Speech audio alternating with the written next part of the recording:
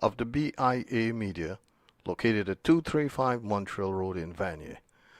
Our phone number is 613-422-5292. The BIA Media is an advertising agency dedicated to help and promote your business. It also strengthens your brand. Our goal is to bring attention to the smaller businesses that offer something unique and see them thrive in the local market. Here are services offered: live video, radio streaming, advertisement design and promotional support, broadcast media interviews, and business listing and profiling of biamedia.ca. Today we have Andrew Clark, alias Captain Sunshine, who and his family own the Savannah Groceries at 1838 Bank Street near Walkley. Phone number is 613-731-7878. Good evening, Andrew. How are you? Good evening, Lenny. I am so far so good. And could you give us an in-depth history of Savannah Groceries? Absolutely. We opened the doors February 1994, which culminated after, 4 months of planning and, securing a loan and, getting the people together who were interested in starting the business. So at first I had an idea, and one day I'm driving down Bank Street. The idea was always playing around in my head, and I saw the spot for rent. Before I could get to it, somebody rented it, but they had only rented it for 3 months, which I didn't know at the time. But anyway, I contacted the phone number on the sign, and they said, yeah, it would be available eventually. So, we proceeded to go through all the different steps and stages of setting up a business. And that's how we started. So I spoke to my mom, I spoke to a cousin of mine, and I spoke to my aunt and my brother. So there was 5 of us. And that was the original owners of Savannah Afro-Caribbean. So Savannah Groceries is mostly a family-oriented business. Yes. Who are you advertising to in this market that is so crowded already? Well, when I went in it wasn't crowded. I think I'm the oldest African Caribbean store in Ottawa right now. So, yeah, it got crowded afterwards, which is fine, There's, like LNF and Cool Runnings and other ones around. And there used to be Regina, and, they all came after me. So, but, I secure a good customer base, I would say. My customers have been, I guess loyal is the right word to use, but, they come in and, I try to get along with them and they get along with me, and I don't give them a hard time and they don't give me a hard time. And, they are happy when they get what they come for, which is really the key to being in business, is to have what people are looking for as much as you possibly can. Now, what groups can you identify as being your main supporters of your grocery store? Well, everyone. There is no limit. Mostly the Caribbean people, and secondly the African people. But a lot of Canadians, a lot of, they say East Indians and West Indians. I also sell Latino products, like, for the Venezuelans and the Colombians and the Mexicans. So, but the Caribbean, the Jamaicans, the Guyanese, the Trinidadian, the Bajans, the Grenadians, the Dominicans, and I don't want to miss anyone because usually I name things out a lot. I do stage work and stuff, and there are times when people come and say, "Oh, you miss my country or you miss my parish." But if I did, please don't take that personally. It's just that there's a long list of places. But everyone, Canadians, Caribbean, Africans, Middle Eastern, South American, I cater to everyone, and I meet a lot of different people from all over the world, you name it. So, who would you say would be your competitive edge here at Savannah Groceries? Like, I've been looking throughout the city, and I've noticed that there was a place on Hunt Club by the name of T&T. And then I saw Metro and a whole host of other grocery stores carrying Caribbean products, of which I hadn't seen in quite some time. Yes, well, I'm not going to call their names because I'm not promoting them. But I'm just But stressing that. I know there was one major grocery store in about 2011. They are 2010. They made a statement that they wanted to control the Caribbean market in Toronto by 2013. So they set their plans in motion and they do their thing. But thanks to the people, thanks to my community, um, that they're competing and they're carrying a lot of the stuff that we carry. But my customer base has remained strong, and I cross my finger and knock on wood every time I say that because it could change. But no, and I also think the market is increasing. So you find a lot more people. At first there wasn't that many people eating Caribbean stuff. Now that it's widely available, there's a lot more people eating the Caribbean stuff and a lot more people getting into it. And it's full of flavor. It's full of taste. It's not boring food. It's delicious foods. What would you say is your greatest approach to meet and greet your customers in a very unique way? Well, people don't like sour face. People like happy faces. So, first of all, you have to be happy. People need support, so you have to support their interests. I need support too, so when they come to my store, they support my interests. Um, I try always to be cheerful and be encouraging. If I see something good, I guess, I say it. And I find, having a small store, the customer relationship is a lot more personal. When I say personal, it's like you get to know them more as an individual rather than just, than the mass is just a mass production of people walking through. They're all individuals. They all have a name. They're all unique. You can have a little conversation with them about something. So I just try to be very cheerful with them because I know if you're happy, customer service comes first, and you got to remember that because without the customer, you have no business. So, customer service is number one at all times, and we have to think like that. Now, your location is 1834 Bank on, Sorry, mistake there. 1838 sorry. Bank, 1838 Bank Street, corner of Bank and Walkley. Now, do you find at its position it serves you well, or your customers think it's the best location that you have been able to survive through these years? Of course, it is the best location. Yes, Bank and Walkley is easy to find. Bank Street divides Ottawa into east and west. And I'm right at the corner of Bank and Walkley, so I'm very easy to find.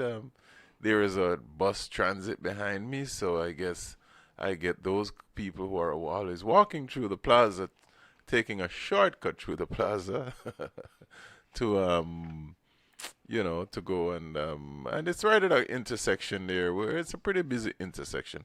It's not a terrible amount of pedestrian crossing, but it's a busy, very busy intersection. And I think that does help. Location does help. That location is a very good location. Yes. Now, your products travel from all across the globe.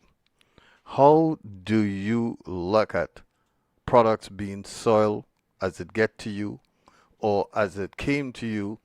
There isn't a very lasting amount of days that is able for purchase. Well, most of the perishable products come via air, so that they come fast.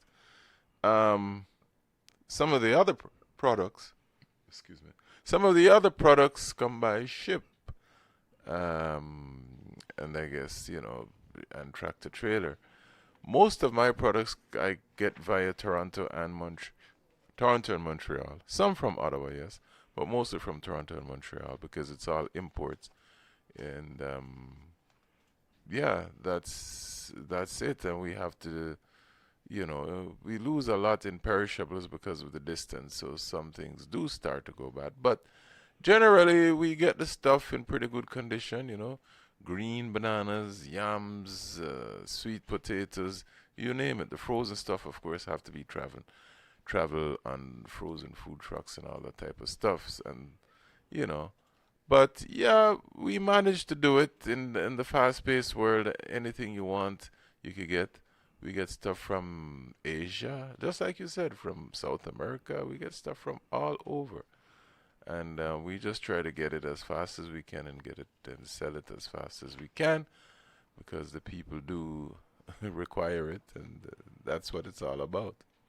Now, I've noticed constantly that you provide a very unique kind of service to your customers, in that there's always some type of banter, bartering, and if a product doesn't seem fit to be purchased, you will get your little knife and you will actually do a little cutting here and there so the customer can feel satisfied that you have actually taken care of their ability to say, this is what I'm going to take for today. Well, customer service is number one, and customer satisfaction is the key. So, you have to check the products like the yams. I sell a lot of yams and sweet potatoes, dashi and cocoa, if you want a piece of yam to cook a little soup, because but on the outside, you cannot tell sometimes if these roots are good. So you do have to take the cutter, the knife as you call it, and check it and make sure it's good. Because if you go home with something that is not good, you're gonna be upset. So, and then you're gonna say, "Oh, that guy down at Savannah."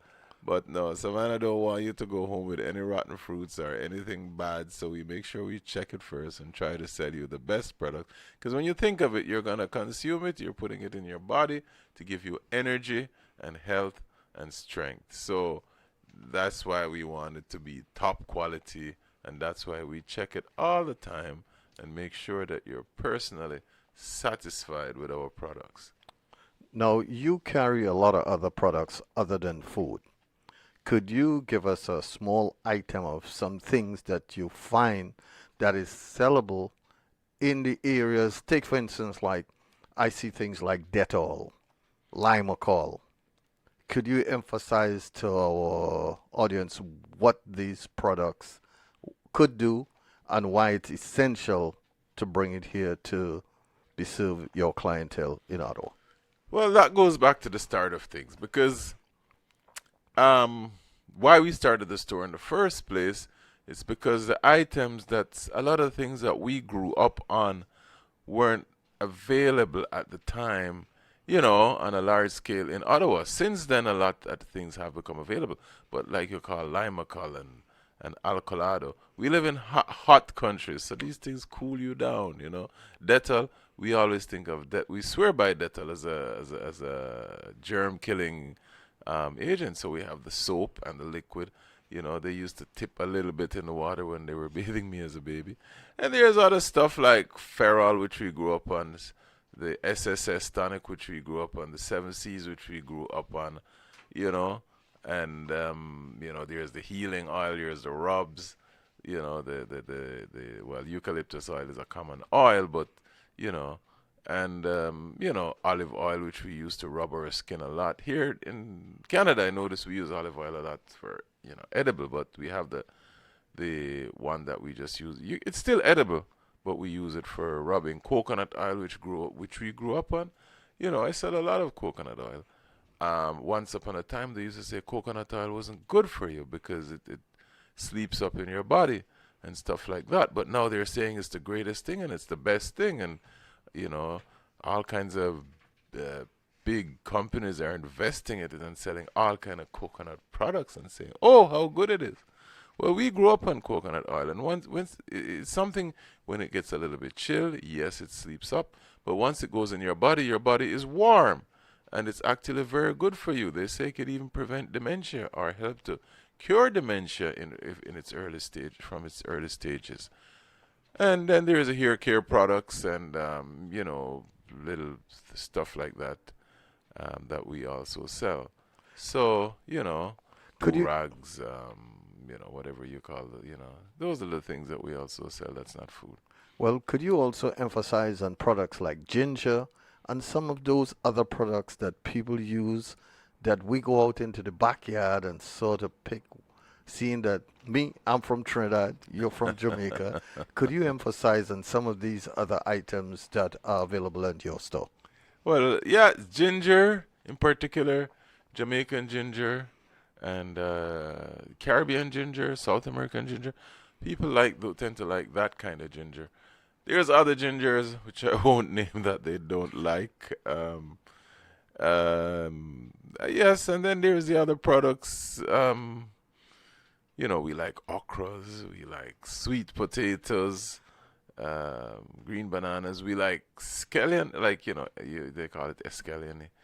We like the Caribbean one, the Jamaican one especially, which has a completely different flavor from the green onions that they have here.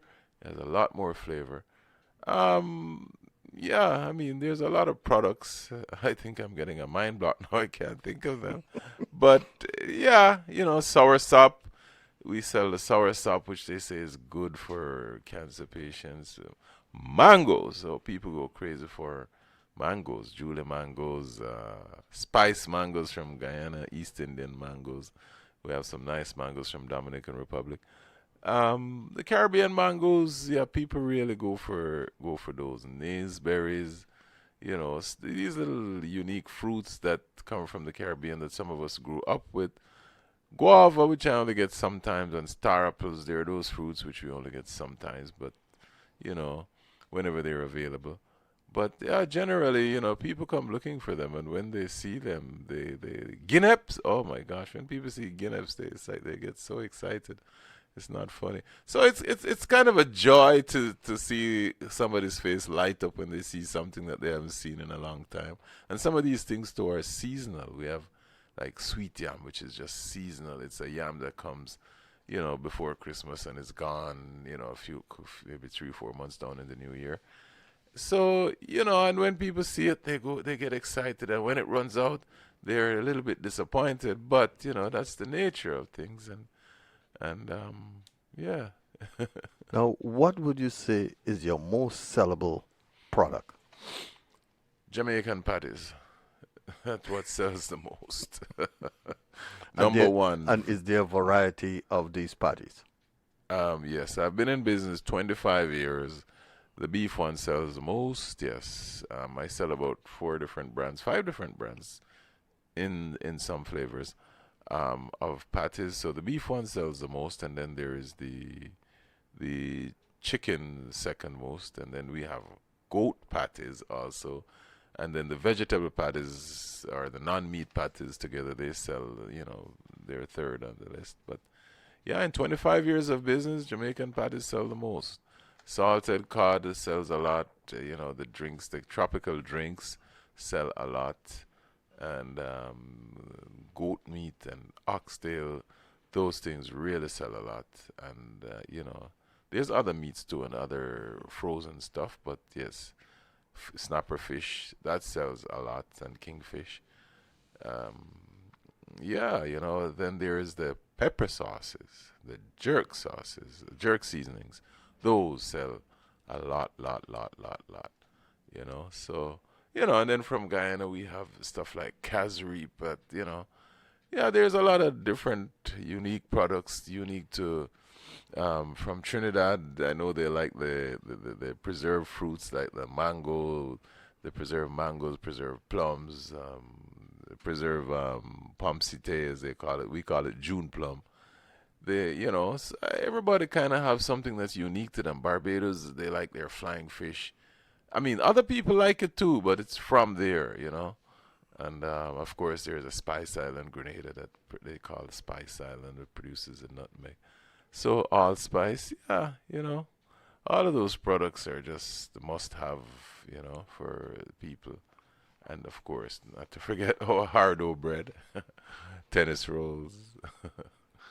Now, a lot of Canadians travel to Jamaica for one reason or the other.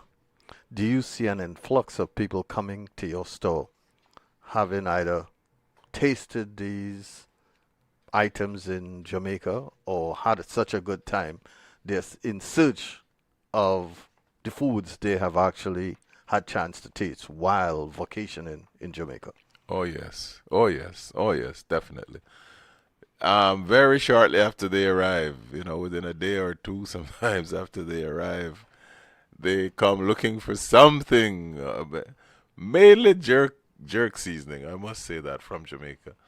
You have other people looking for some unique items too, and they're always looking for a specific brand which they see there. Usually, I don't have the exact brand that they want, but I'll sell them the best brand that I have that I know that people really talk about and enjoy. But not only from Jamaica, I see people from Barbados, from Trinidad, um, from Grenada, or from even some places in Africa come looking for some item that they went there and saw. And there are sometimes when you just don't know what the item is because it's probably so unique to the area. When it's from the Caribbean, usually I know about them, but I've never been to Africa, so I don't know some of the African stuff. But I learn, and sometimes I'll write down the name of it and try to acquire it, but if it's available. But sometimes you just can't find some of the items. But yes, when people return from their trip, they come looking for something that they tasted down there, and they just want it. They just want some more of it. So yes, that does happen, and they always have some good stories too about where they went and their trip. That's one good thing about that business. You meet a lot of different people. You meet lawyers, doctors. You meet everybody. You meet nurses. And you just meet your regular people. You meet students. You never know who is who. You just meet all kinds of people, and they go and travel from all over the world. So it's kind of exciting. It's kind of yes, and I've myself gotten quite a few souvenirs from some of these people from the places that they visited or the countries that they come from. Do you think you'll ever expand the store or you'll stay unique as one shop at Bank and Walkley? Well, hmm. Right now, I would say there's no plans for that, but as you can never say never. But right now, there's no plans for that because other places are springing up. I mean, all over the place. I mean, when I opened it was just two of us, two Caribbean stores in Ottawa. That one that was there when I opened closed, and so all the other ones you see right now have opened after me. I like just like the restaurants. When I opened, there was probably one Caribbean restaurant. Now there's a whole bunch of them. So I mean, I don't have a restaurant, but I'm just saying it's I service the restaurants too. So yeah, and there's one right beside me called Ocho Rios, and there's a few of them around if you check them out. Now, I know the inspectors have constantly been at a pitch. Having noticed this year, it's a sort of concept of checking and seeing how products are actually preserved or displayed. What is your thought and ideas of how they go about checking on you? Is it constantly? Is it periodically or yearly basis? Oh yes, they come. What is it? Is it every 3 months, every 6 months? And I've seen so many of them. You hardly ever see the same. What do you call them? Inspector, health inspector twice. But I must be thankful and knock on wood that I haven't had any real major problems with any health inspector. They like when the foods are stored off the ground, so we try to keep the stuff off the ground, mainly because they said if there's a flood, stuff will get wet. But it's a rule that you keep the stuff up so that it's and you keep the place clean, and you have your soap by your sink and your hand towel, all those little rules you have to keep in place. Once in a while, some little minor thing, Mhm. but I've never had anything major compared to some of the things I've heard of from other places and the problems I've heard of from other places I've had. They'll make a little note and, say this needs to, you need some paper in the washroom. Sometimes little things slip you, something runs out or something like that, and they'll tell you. But I've never ever had any big problems or violated any of the rules of the Have health you ever inspection. had any contention of, let's say you have preservatives which are salted? Have you ever noticed them question you that it should be refrigerated or this is not the proper area for it? Ah, yes. You see, in the Caribbean, we get stuff that's salted, but the salt is the preservative, so it doesn't need refrigeration. That's the reason why they salt it. I've had problems with health inspectors before who have seen salted stuff and wanting to know why they're not salted meats or fish, whatever, why it's not in the fridge. Well, it's not supposed to be in the fridge. It has never, there's nothing on it that says it must be refrigerated because it's salted to keep it outside. So they questioned me on that, and I explained, and I don't know if they went and did their research or whatever, but they never really bothered me about it, after that or anything like that. Their major thing is to make sure that the stuff you use is clean. The temperature of the food warmer is they have a little digital thing. They just put it there and test the temperature. The temperature of the freezers and well the fridge if you have to have stuff in the fridge too. So yeah, generally everything works out good. But like I say, they have seen stuff before and wondered why it's not in the fridge, and then so they get a little education on that, and I'm sure they go and do their research and find out for themselves because everything is readily available these days. So, what medium do you use to advertise to gain a larger intake of customers? And do you have any intentions of branching out and looking at any form or platform to see if you can encourage more people to know about your brand, the Savannah Groceries at Bank and Walkley? um, the at the beginning, once you establish a customer base, once you set something up and it gets going, it has its own repeat customers. And mostly word of mouth customers. But at the beginning, we used to do a lot of like legwork to get the place established. I remember I used to go to all the functions, the Caribbean functions, um, and put flyers on car windows. And you would notice that if you go out, I've noticed several times I go out to a function and, you bring 100, 200 flyers, whatever, and you put them on cars and give them to people. And the next week, there's a boost in business. Ah, it worked. So, you marvel when you see it work. And people do tell you, oh, they see the flyer in their car, so they just come to check it out. Then there's all the associations. So you do a little sponsorship, do a little ad in their programs at all times to make sure that you maintain a status with those people. And so you get established and you get known. And after 25 years, people tell people.